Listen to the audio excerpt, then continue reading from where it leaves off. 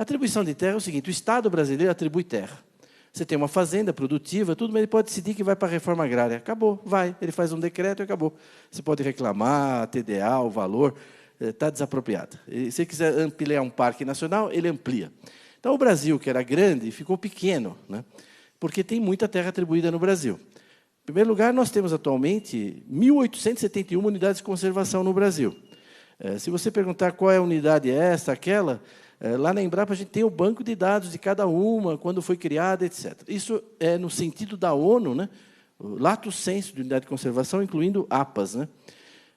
Áreas indígenas, terras indígenas, tem exatamente 600 redondinhas agora, 14% do Brasil, a mesma coisa. Você perguntar lá na Embrapa o que é essa área indígena aqui, nós vamos dizer qual é a etnia, se está homologada, se não está. Então, a gente mantém esse banco de dados. Quando você junta a área de unidade de conservação com índio, dá o que a ONU chama de áreas protegidas. Então, isso é um banco de dados que tem na UNEP, está disponível na IUCN, também em Genebra. São as áreas protegidas dos países. Quais são as áreas protegidas da Rússia? São os parques nacionais da Rússia, mais as áreas dos índios deles lá, os Kirguizes, os Lapões, não sei o quê. Quais são as áreas protegidas do Canadá? Os parques nacionais do Canadá, mais os territórios das populações tradicionais, dos índios deles lá, os Inuit, os Esquimós. É assim no mundo inteiro. Então, o Brasil tem sobreposição entre índio e parque. No total, 30% do Brasil é área protegida, cadastrada, mapeada, definida, pronto, consagrada. Isso está fora da produção, né? O Brasil já começa a ficar do tamanho da Argentina quando você tira isso. É muito, é pouco? Não sei. Só tem no mundo 10 países que têm mais de 2 milhões de quilômetros. Não tem muito país grande no mundo. O Brasil é um deles, mas só tem 10 com mais de 2 milhões de quilômetros. Então, quanto que esses países protegem? Eu baixei os dados lá desses países. Eles protegem 10% do seu território. Nós protegemos 30%. Eu não sei se é muito, se é pouco, 30%, mas é o campeão em termos absolutos e em termos relativos. Não sei se é muito, mas apanhar dizendo que o Brasil não protege suas florestas, ser acusado de não proteger a sua vegetação nativa, é um absurdo, porque é um país que protege 3 vezes mais do que os outros países. E o que os Estados Unidos, a Rússia, o Canadá, o que eles protegem? Eles protegem o deserto de Sonora, o deserto de Mojave, o deserto da Mongólia, o deserto da Austrália, pode ver aqui nas imagens. Nós temos Shapefire. Por exemplo, olha aqui a Argélia. Ela protege 7,5% do seu território. É o deserto do Teneré, o pior local. Eu fiz meu doutorado no Níger, é uma região que eu conheço. O deserto do Teneré é o pior local do Saara. Você, para ir lá, você tem que ter 5, 6 Land Rover, senão não é autorizado a entrar lá. Essa é a área protegida da Argélia. Então, tá bom, você fala, a Argélia protege? Protege, está lá, 7,5% do território. O que ela protege? Bom, o Teneré, né? Então, o Brasil protege áreas que têm potencial. Uma vez eu estava lá no Vale da Morte, eu perguntei para o americano lá, e aqui tem problema de invasão de parque? Porque no Brasil tem, porque tem madeira, tem minério, tem garimpo. É difícil manter uma área. Ele falou, não, aqui também temos um problema no Vale da Morte. Eu falei, nossa, está vendo? Eu já estava falando besteira, dizendo que eles não têm problema, né? Vocês têm problema de invasão? Ele falou, tem. Eu falei, quem que invade aqui? Não, os motocross, vêm fazer cross aqui sem autorização. Eu falei, tá bom. Eu falei, para nós lá no Brasil, eu já estou trocando. A área protegida do Brasil equivale a 15 países da União Europeia. Esse é o tamanho da área protegida do Brasil, e é um mapa que a gente tem que mostrar para os europeus, né? Não é? Que normalmente eles planejam o que não executam e depois avaliam o que não fizeram, né? É o que eles fazem com o Brasil o tempo todo, né? As ONGs, um monte de gente. A União Europeia, né?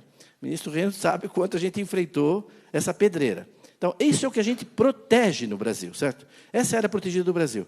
Por que a gente protege tanto? Por um monte de razões, mas também por razões como essa. Esse movimento, que talvez tem gente aqui que conhece, se não, vale a pena entrar na internet e procurar Farm Here, Forest There. Esse aqui é um documento de 80 páginas. O que eles dizem nesse documento? Eles dizem o seguinte, nos próximos 20, 30 anos, vai ter um mercado adicional de alimentos no mundo, adicional, de 40 bilhões de dólares. É os Estados Unidos que tem que ficar com esse mercado. Os agricultores dos Estados Unidos. O único país que pode pegar grande parte desse mercado da gente é o Brasil.